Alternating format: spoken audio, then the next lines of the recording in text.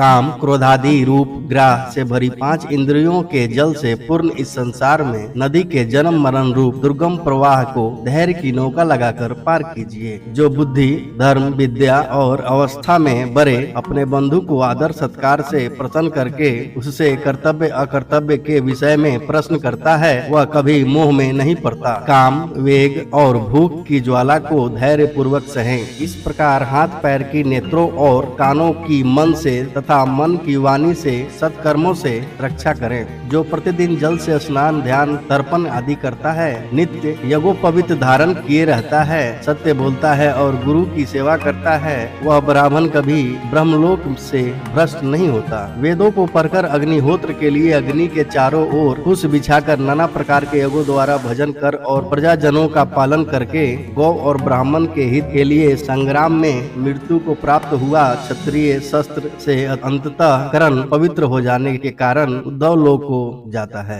वैसे आदि वेद, वैसे यदि वेद शास्त्रों का अध्ययन करके ब्राह्मण, क्षत्रिय तथा आश्रित जनों को समय समय पर धन देकर उनकी सहायता करे और यज्ञों द्वारा तीनों अग्नियों के पवित्र धूप की सुगंध लेते रहे तो वह मरने के पश्चात स्वर्ग लोक में दिव्य सुख भोगता है। शूद्र यदि ब्राह्मण, क्षत्रिय और वैश्य की कर्म से न्याय पूर्वक सेवा करके इन्हें संतुष्ट करता है तो वह व्यथा से रहित हो, पापों से मुक्त होकर देह त्याग के पश्चात स्वर्ग सुख का उपभोग करता है। प्रारब्ध का उल्लंघन करने की शक्ति किसी भी प्राणी में नहीं है। मैं तो प्रारब्ध को ही अंचल मानता हूँ। उसके सामने पुरुषार्थ व्यर्थ है। जिसका बलवान के साथ विरोध हो गया है, उस साधनहीन दुर्लभ मनुष्य को जिसका सब कुछ हर लिया गया है, उसको, कामी को तथा चोर को रात जगने का रोग लग जाता है। कहीं अपना भी इन महान दोषों से संपर्क तो नहीं हो गया है, कहीं पराये के लोभ से तो आप कष्ट नहीं पा रहे हैं। आपके वास्तविक स्वरूप का ज्ञान,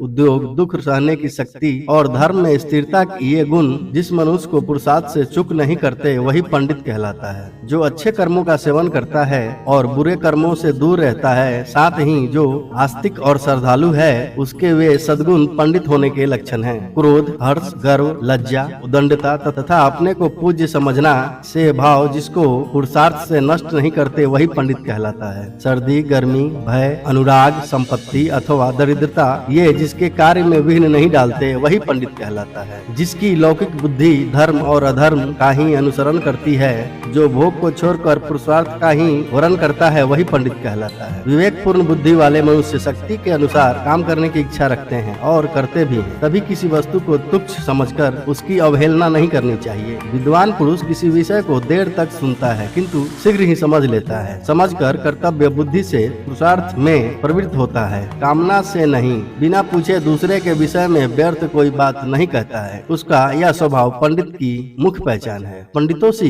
बुद्धि रखने वाला मनुष्य दुर्लभ वस्तु की कामना नहीं करते, खोई हुई वस्तु के विषय में शोक करना नहीं चाहते और विपत्ति में पड़कर घबराते नहीं हैं। जो पहले निश्चय करके फिर कार्य करना आरंभ करता है, कार्य के बीच में नहीं रुकता, समय को व्यर्थ नहीं जाने देता और चित्त को वश में रखता है, वही पंडित कहलाता है।